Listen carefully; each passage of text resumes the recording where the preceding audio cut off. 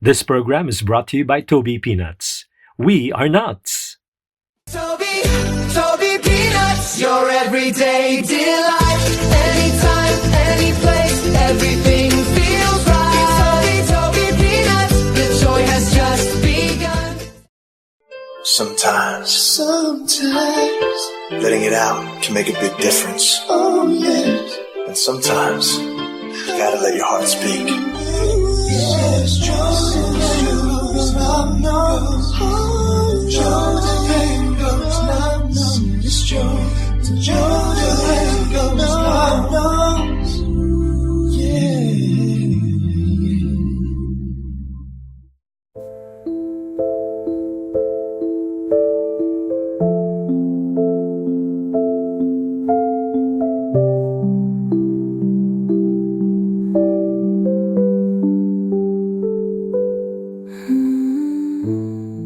Hello and welcome to another episode of LoveNotes. Dear Joe, I don't think it was an accident that I came across your interview with Tony G. To be honest, I don't usually watch her shows. But when I saw yours, something in me said I needed to listen. When I found out that you're now a pastor, I felt that maybe you're the right person I can open up to. Joe, I've been married for 20 years, and lately, I've been thinking of ending it. Joe, my husband has a history of cheating. I've caught him messaging and chatting with other women, and I even found out he's using more than one phone. A few friends also told me they've seen him with someone else, but he always denies it. Through the years, I've prayed to God to reveal the truth, and somehow, he always did. Every time I found out, I chose to forgive him for the sake of our kids. Joe, I never told anyone because I knew I'd end up forgiving him anyway. A few weeks ago, we had a big fight. Joe, out of anger, I said I'd leave, and to my surprise, he told me to go, and he meant it. I left, not knowing where to go, until I ended up at a bus terminal and sat there for hours. Around 1 a.m., I decided to go home. When I got to our place, I heard a woman's laughter. I thought it was just the TV, but when I tried to open the door, it was blocked by the guard lock.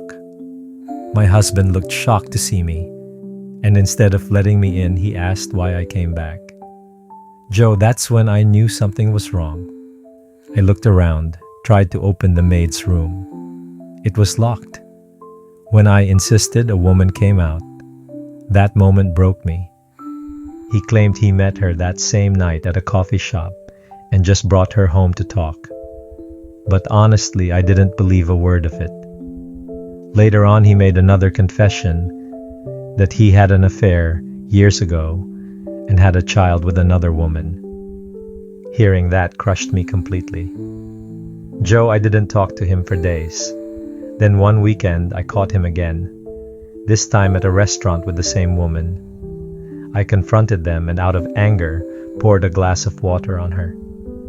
Joe, I know it wasn't the best way to react, but I felt so hurt and disrespected. Now I don't know what to do anymore. I feel stuck, torn between staying for the kids and leaving for my peace of mind. I've forgiven him so many times, but I can't find it in my heart to trust him again. He still keeps secrets, and I don't think he's truly sorry. To be honest, I haven't even prayed about it this time. I used to always pray for guidance, but right now, it feels like God has gone quiet. Maybe He's letting me see what I refused to face for so long. How do I continue to fight for someone who stopped loving me a long time ago? Sincerely yours, lost and tired wife.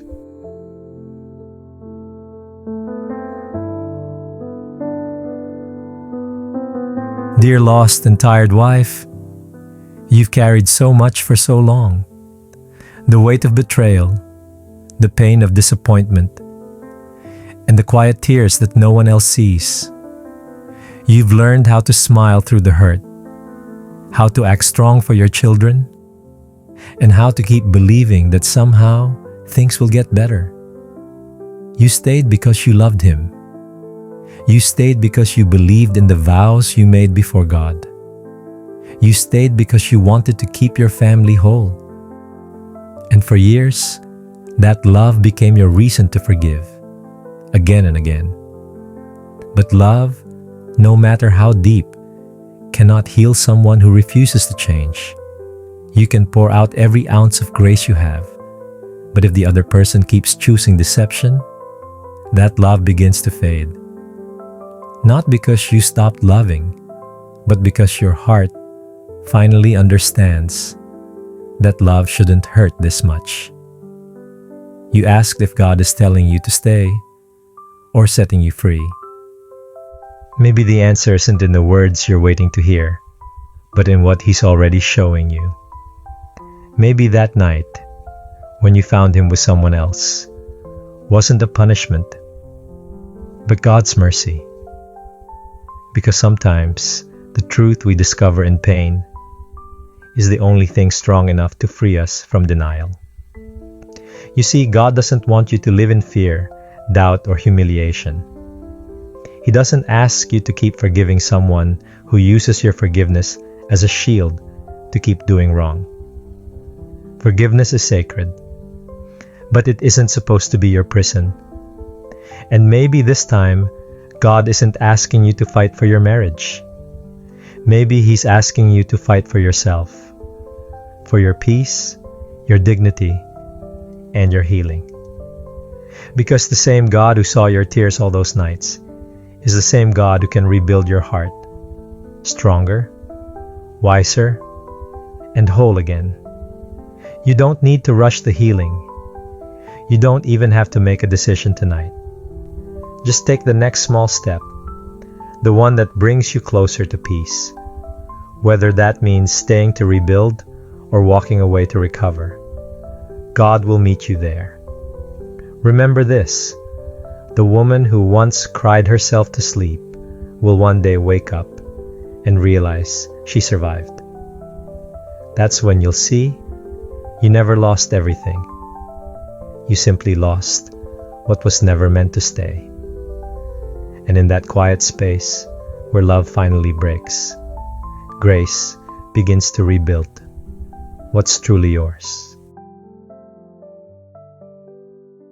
You've just heard another episode of Love Notes, exclusive here on Dear Joe Radio. Kahit anong kwento, siya'y nandyan para sa'yo. Sa bawat liham, may silip ng pag-asa. Sa Love Notes ni Dear Joe.